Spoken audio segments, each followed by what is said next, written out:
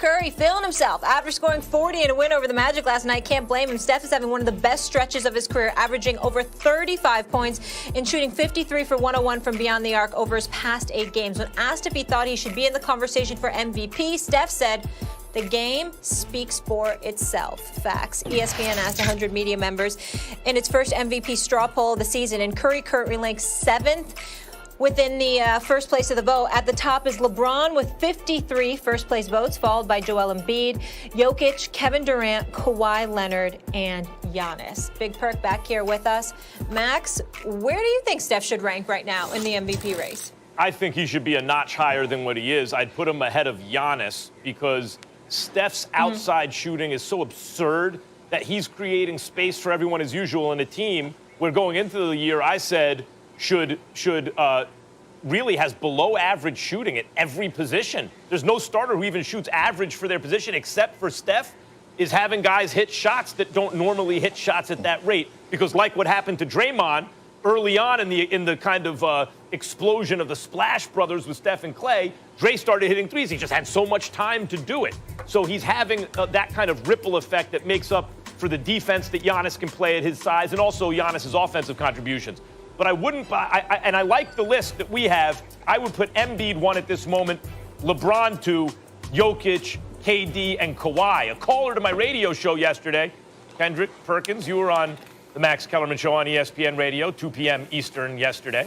A caller to my radio show brought up Kawhi as an MVP. And it's funny because he's kind of flown under the radar. And I think what's happening with Kawhi and with Giannis is people are like, we saw what happened in the playoffs last year. Stop. Right? They want them to prove something that they can't yet prove in this season. But if you look at Kawhi Leonard, whose team has 18 wins, they just won against Minnesota like without Paul George, who plays defense, obviously, we all know Kawhi Leonard, who's averaging, about 27 points a game, but with 6 assists and 5 boards and 2 steals. And by the way, he doesn't shoot it like Steph because no one ever has. But Kawhi is almost a 50, 40, 90 guy. He's over 50% from the field, over 40% from 3. He takes 5 a game. And he's almost at 90% from the line. So he's also an extremely efficient offensive player. I would have Steph, we have him 6th. I'd have him, ESPN have him 7th. I'd have him 6th. Well, you're wrong, Max. And I would have Steph Curry top 5 in the MVP conversation. Matter of fact, I do have Steph Curry top 5 in the MVP conversation. I actually have him ranked 4th behind Big Jokic, Big Embiid, and LeBron James. And here's why. When you look at Steph Curry right now, and I said this before the season started, that I thought Steph Curry was going to have an MVP type season, but I didn't know he was going to do it to this fashion. If you look at his stats right now, it's one of his best seasons of his career. It's compared to 2015. They are identical. He's averaging 30 points, 5.5 rebounds, almost 6 assists a game, and he's on the task shooting 50% from the field. Now, when I look at this Warriors team, and I look at the personnel that they have there, no disrespect to Draymond Green because he's a star in his role. I think Andrew Wiggins have been playing phenomenal basketball, solid basketball in his role as well.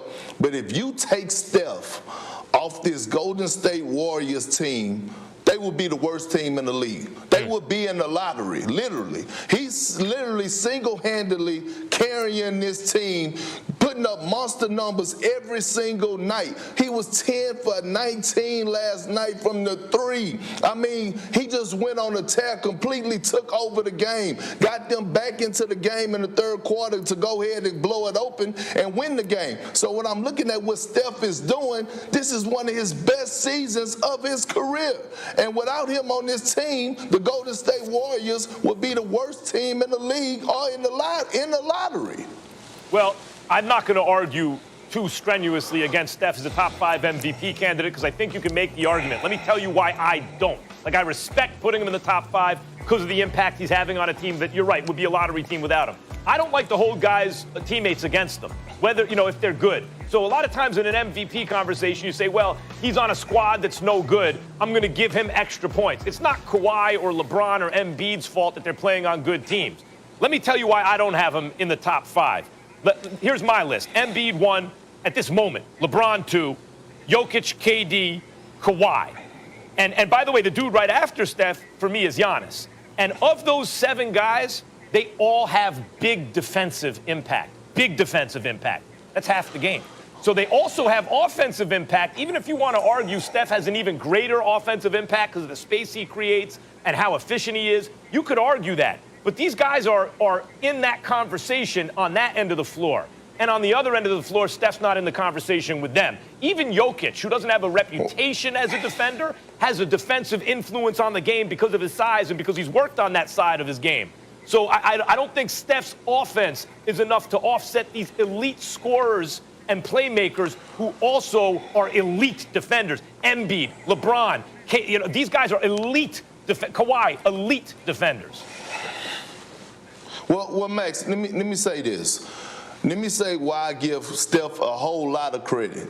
Because all the MVP candidates that's right now the front runners for MVP, Steph is the only one that is not playing with a certified Robin. He does not have another superstar alongside of him. You look at LeBron James right now, he has Anthony Davis. You look at Kawhi Leonard, he has Paul George. You look at Jokic, he has Jamal Murray. You look at Joel Embiid, he has Ben Simmons. Steph Curry, who does he have? He's single-handedly carrying this Warriors team and doing it in great fashion. I know it's a great point. That's why I brought it up. He is. You're right. No, it's a good point. I didn't say a great point. I said it's a good point. But I'll say this. No, he has done it he's done it to the tune of 14 wins. Like, of everyone we're talking about, his team has won least on the list. So it's understandable because of the roster he's dealing with. And maybe if his team had a better one-loss record than Kawhi's team, given that Kawhi has a much better team than Steph, I would agree with you. But they don't. All these other guys' teams have won more, yes, because of the supporting cast. So when you're trying to isolate the value of the player, on offense, I would say if it was just an offensive conversation, damn, you might even say Steph is #1 on this list if it was just offense. But the other guys are right there with him. But when you start talking defense, Perk, he's not with the other guys. He's not with Kawhi. He's not with LeBron. Max. He's not with Embiid.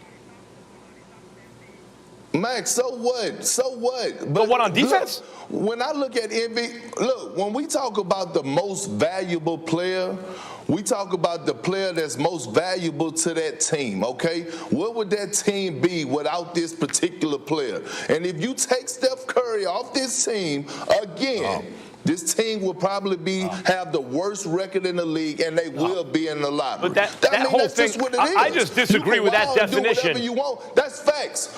I just disagree. Like the idea of the most. That's fine, Max. When you play with the definition, what that means is players with better teammates are always at a disadvantage in the MVP conversation.